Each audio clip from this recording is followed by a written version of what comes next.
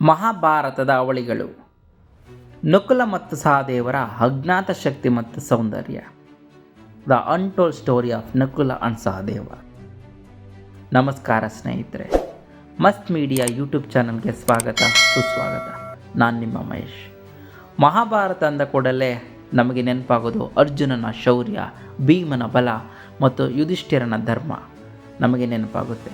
ಆದರೆ ಅವರ ನೆರಳಲ್ಲೇ ಇದ್ದು ತಮ್ಮದೇ ಆದ ವಿಶೇಷತೆಗಳಿಂದ ಕಥೆಯಲ್ಲಿ ಮಹತ್ವದ ಪಾತ್ರ ವಹಿಸಿದ ಅವಳಿ ಸಹೋದರರಾದ ನಕುಲ ಮತ್ತು ಸಹದೇವರ ಬಗ್ಗೆ ನಿಮಗೆಷ್ಟು ಗೊತ್ತು? ಇಂದು ನಾವು ಅಪಾರ ಸೌಂದರ್ಯ ಮತ್ತು ಬುದ್ಧಿಮತಿಯ ಈ ಅವಳಿ ವೀರರ ಬಗ್ಗೆ ಯಾರು ಅಷ್ಟಾಗಿ ಮಾತನಾಡದ ವಿಷಯಗಳನ್ನು ತಿಳಿದುಕೊಳ್ಳೋಣ. ವಿಡಿಯೋವನ್ನು ಕೊನೆವರೆಗೂ ನೋಡಿ. ಈ ಮಹಾನ್ ವ್ಯಕ್ತಿಗಳ ವಿಶೇಷತೆಗಳೇನು ಎಂದು ತಿಳಿಯೋಣ. ದೈವಿಕ ಜನನ ಮತ್ತು ಬಾಲಲೀಲೆ. ಪಾಂಡು ಮಹಾರಾಜನ ಎರಡನೇ ಪತ್ನಿ ಮಾದ್ರಿಯ ಗರ್ಭದಲ್ಲಿ ಅಶ್ವಿನಿ ದೇವತೆಗಳ ವರದಿಂದ ಹುಟ್ಟಿದವರೇ ನಕುಲ ಮತ್ತು ಸಹದೇವರು. ನಕುಲನು ಸಾಕ್ಷಾತ್ ಅಶ್ವಿನಿ ದೇವತೆಗಳಲ್ಲಿ ಒಬ್ಬನಾದ ನಾಶತ್ಯನ ಅಂಶವಾದರೆ ಸಹದೇವನು ಇನ್ನೊಬ್ಬ ಅಶ್ವಿನಿ ದೇವತೆಯಾದ ದಸ್ರನ ಅಂಶ. ನಕುಲ ಈತನ ಹೆಸರು ಅತ್ಯಂತ ಸುಂದರ ಎಂದು ಅರ್ಥ ನೀಡುತ್ತದೆ. ವೇದವ್ಯಾಸರು ಇಡೀ ಭೂಮಿಯ ಮೇಲಿನ ಅತ್ಯಂತ ಸುಂದರ ಪುರುಷ ಎಂದು ಇವರನ್ನು ವರ್ಣಿಸಿದ್ದಾರೆ. ಕುದುರೆ ಸವಾರಿ, ಪಶುಪಾಲನೆ ಮತ್ತು ಕತ್ತಿವರಸೆಯಲ್ಲಿ ಈತ ಅಪ್ರತಿಮ. ಸಹದೇವ ಈತ ದೇವರುಗಳೊಂದಿಗೆ ಇರುವವನು ಎಂಬರ್ಥ ನೀಡುತ್ತದೆ.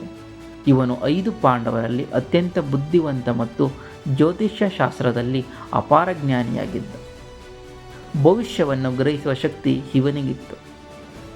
ತಂದೆ ತಾಯಿ ಚಿಕ್ಕ ವಯಸ್ಸಿನಲ್ಲಿ ತೀರಿ ಹೋದ ನಂತರ ಇವರು ಕುಂತಿಯ ಮಮತೆಯಲ್ಲಿ ಬೆಳೆದವರು. ವಿಶೇಷ ಕೌಶಲ್ಯಗಳು ಮತ್ತು ಜ್ಞಾನ. ನಕುಲ ಮತ್ತು ಸಹದೇವರು ಕೇವಲ ಯುದ್ಧ ವೀರರಾಗಿರಲಿಲ್ಲ, ಅವರಿಗೆ ವಿಶೇಷವಾದ ಜ್ಞಾನವೂ ಇತ್ತು. ನಕುಲನ ಕುದುರೆ ಪ್ರೀತಿ. ನಕುಲನಿಗೆ ಅಶ್ವಶಾಸ್ತ್ರದಲ್ಲಿ ಅಪಾರ ಜ್ಞಾನವಿತ್ತು. ಕುದುರೆಗಳ ತಳಿ, ರೋಗ ಮತ್ತು ಚಿಕಿತ್ಸೆಯಲ್ಲಿ ಆತ ಪರಿಣಿತ. ವಿರಾಟನ ಅರಮನೆಯಲ್ಲಿ ಇವರು ಗ್ರಂಥಿಕ ಎಂಬ ಹೆಸರಿನಲ್ಲಿ ಕುದುರೆಗಳನ್ನು ನೋಡಿಕೊಳ್ಳುತ್ತಿದ್ದರು. ಸಹದೇವನ ಭವಿಷ್ಯ ಜ್ಞಾನ. ಸಹದೇವನ ಜ್ಞಾನ ಎಷ್ಟು ಬಲಶಾಲಿಯಾಗಿತ್ತೆಂದರೆ ಇವನು ಯುದ್ಧದ ಫಲಿತಾಂಶವನ್ನೇ ಮೊದಲೇ ಊಹಿಸಬಲ್ಲವನಾಗಿದ್ದ. ಶಕುನಿಯ ಕುತಂತ್ರವನ್ನು ಮತ್ತು ಯುದ್ಧದ ಮುಹೂರ್ತವನ್ನು ಕೇಳಿದಾಗ ಅದು ದುರ್ಯೋಧನನಿಗೆ ಅಪಾಯಕಾರಿ ಎಂದು ತಿಳಿದಿದ್ದರೂ ಧರ್ಮಕ್ಕೆ ಬದ್ಧನಾಗಿ ಅದನ್ನು ಹೇಳುತ್ತಾನೆ. ಅಜ್ಞಾತವಾಸದಲ್ಲಿ ನಕುಲ ಮತ್ತು ಸಹದೇವ.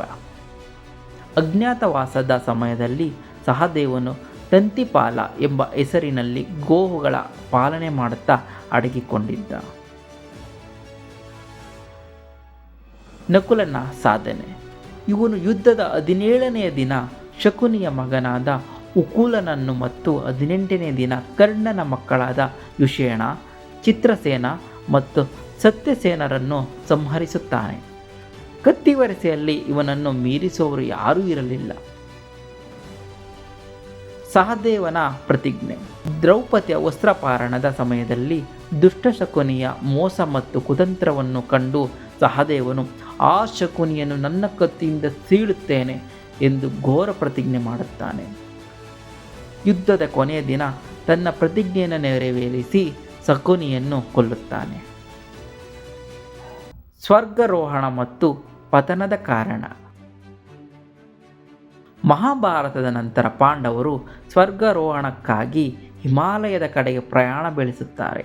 ಅಲ್ಲಿ ಒಬ್ಬೊಬ್ಬರಾಗಿ ಕೆಳಗೆ ಬೀಳುತ್ತಾರೆ. ಮೊದಲು ದ್ರೌಪದಿ, ನಂತರ ಸಹದೇವ, ಬಳಿಕ ನಕುಲ ಪತನಗೊಳ್ಳುತ್ತಾರೆ. ಯುಧಿಷ್ಠಿರನು ಭೀಮನಿಗೆ ನಕುಲ ಮತ್ತು ಸಹದೇವ ಏಕೆ ಬಿದ್ದರು ಎಂದು ವಿವರಿಸುತ್ತಾರೆ. ಸಹದೇವನ ಪತನ. ತನ್ನಷ್ಟು ಬುದ್ಧಿವಂತರು ಈ ಜಗತ್ತಿನಲ್ಲಿ ಇಲ್ಲ ಎಂದು ಅತಿಯಾದ ಬುದ್ಧಿಮತೆಯ ಅಹಂಕಾರದಿಂದ ಸಹದೇವನು ಕೆಳಗೆ ಬೀಳುತ್ತಾನೆ. ನಕುಲನ ಪತನ. ತನ್ನಷ್ಟು ಸುಂದರರು ಯಾರೂ ಇಲ್ಲ ಎಂದು ತನ್ನ ಸೌಂದರ್ಯದ ಬಗ್ಗೆ ಅತಿಯಾದ ಹೆಮ್ಮೆ ಪಟ್ಟಿದ್ದಕ್ಕಾಗಿ ನಕುಲನ ಕೆಳಗೆ ಬೀಳುತ್ತಾನೆ. ಕೊನೆಯಲ್ಲಿ ಇವರಿಬ್ಬರು ತಮ್ಮ ಶಾರೀರಿಕ ದೋಷಗಳನ್ನು ಮೆಟ್ಟಿ ಅಶ್ವಿನಿ ದೇವತೆಗಳಾಗಿ ಸ್ವರ್ಗದಲ್ಲಿ ತಮ್ಮ ಸ್ಥಾನವನ್ನು ಪಡೆಯುತ್ತಾರೆ. ನೋಡಿದ್ರಲ್ಲ ಸ್ನೇಹಿತರೆ, ನಕುಲ ಮತ್ತು ಸಹದೇವರು ಕೇವಲ ಅವಳಿಗಳಾಗಿರದೆ ಅಪಾರ ಜ್ಞಾನ, ಕೌಶಲ್ಯ ಮತ್ತು ಸೌಂದರ್ಯದಿಂದ ಮಹಾಭಾರತದ ಕಥೆಯನ್ನು ಸಮೃದ್ಧಿಗೊಳಿಸಿದ್ದಾರೆ. ಇವರ ಕತೆ ಮಹಾನ್ ವ್ಯಕ್ತಿಗಳಲ್ಲಿಯೂ ಅಹಂಕಾರ ಮತ್ತು ಅತಿ ಹೆಮ್ಮೆ ಹೇಗೆ ಪತನವಾಗಬಹುದು ಎಂದು ತಮಗೆ ಪಾಠ ಕಲಿಸುತ್ತದೆ. ನಿಮಗೆ ಈ ವಿಡಿಯೋ ಇಷ್ಟವಾಗಿದ್ದರೆ ದಯವಿಟ್ಟು ಲೈಕ್ ಮಾಡಿ, ನಿಮ್ಮ ಸ್ನೇಹಿತರೊಂದಿಗೆ ಶೇರ್ ಮಾಡಿ. ನಕುಲ ಮತ್ತು ಸಹದೇವರ ಯಾವ ಅಂಶ ನಿಮಗೆ ಇಷ್ಟವಾಯಿತು ಎಂದು ಕಮೆಂಟ್ ಮಾಡಿ ತಿಳಿಸಿ. ಮರೆಯದೆ ನಮ್ಮ ಚಾನೆಲ್ಗೆ ಸಬ್ಸ್ಕ್ರೈಬ್ ಮಾಡಿ. ವಿಡಿಯೋ ನೋಡಿದ್ದಕ್ಕಾಗಿ ಧನ್ಯವಾದಗಳು.